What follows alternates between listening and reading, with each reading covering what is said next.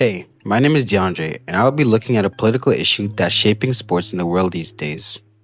The issue that I decided to examine is sports washing and the use of mega sports events such as the World Cup or Olympics by authoritarian or semi authoritarian governments as a means to enhance their image on the international stage. I opted for this issue because it shows how strong connections of politics and sports, as well as posing some very challenging questions of ethics, athlete rights, and legitimacy in international sport. Sports washing happens when governments and states with poor human rights records use sports as a means to wash away criticism and project a more favorable image. Investing billions into staging events or sponsoring teams, states seek to divert attention away from international concerns such as censorship, labor mistreatment, or a restriction of liberties, and direct the focus on the rest of the world upon celebrating instead. For example, there were some controversies surrounding the Qatar World Cup 2022, including the working conditions of migrant workers who constructed the stadiums and other infrastructures.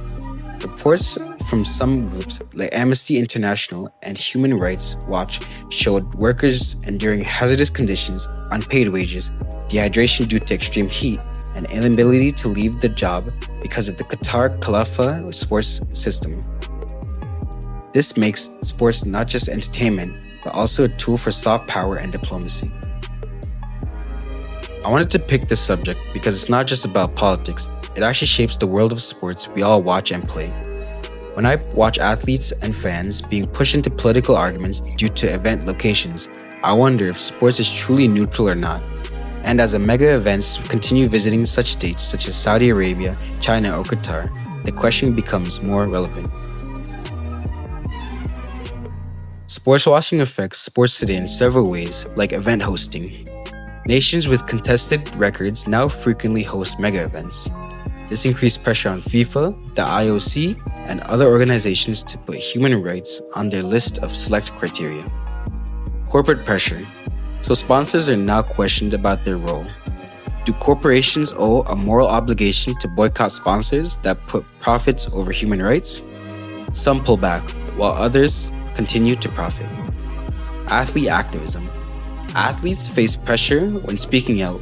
For example, the One Love armband protests during Qatar 2022. Several European national teams had planned to have their captains wear a One Love rainbow armband, which is meant to promote diversity, inclusion, and LGBTQ+ rights. This became highly political because Qatar has strict laws against same-sex relationships.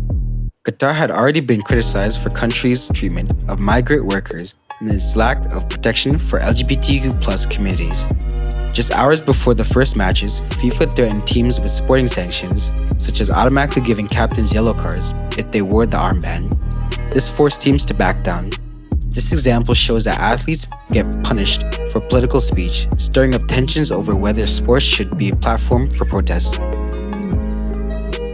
So, sports washing has both positive and negative impacts on sports environment. For the positive, it can create new infrastructure as well as world-class global visibility for sports. It presents chances for athletes, fans, as well as NGOs to create awareness on political as well as human rights concerns. For the negative, stadiums often become expensive, white elephants after events, leaving financial burdens. Players risk censorship or punishment when they speak up. Sports become unneutral or untruthful when they put the propaganda context, and it can legitimize regimes that don't have a great human rights history, making sports complicit in their political agendas.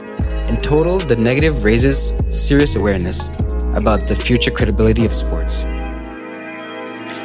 This links directly back to Jonathan Grick's piece, Sports Diplomacy, Soft Power, and Sports Washing.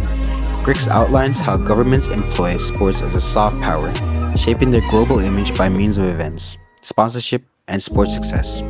My sports washing dive is a direct illustration of Grick's words, the merging of sports with politics in an endeavor to sway word of mouth around the planet. It reveals how self-power initiatives influence not just overseas diplomacy, but the sports system itself on its very foundations. In sum, sports washing is a great political concern in sports these days. While it can bring investments and visibility, it can also put sports ethics, fairness, and durability on the line.